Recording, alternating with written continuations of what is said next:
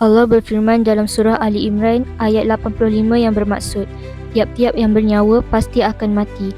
Ini ada dua erti, iaitu syariat dan hakikat. Kalau secara syariat, tiap-tiap yang bernyawa pasti nanti mati.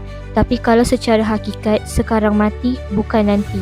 Sebagaimana yang disuruh oleh baginda Rasul, iaitu matikan diri kamu sebelum kamu mati. Ini ada dua erti, iaitu mati isi dan mati manawi.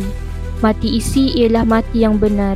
Kalau mati manawi ialah secara hakikat, iaitu mematikan sifat ma'ani yang berpunya kudrat ini, kudrat Allah, iradat ini, iradat Allah, ilmu ini, ilmu Allah, hayat ini, hayat Allah, sama ini, sama Allah, basar ini, basar Allah, kalam ini, kalam Allah.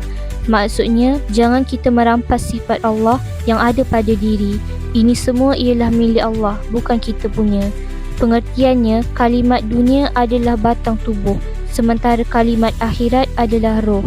Kesimpulannya, yang beramal itu ialah syariat dan hakikat. Syariat tanpa hakikat tidak dapat berbuat apa-apa, dan hakikat tanpa syariat tidak akan nyata.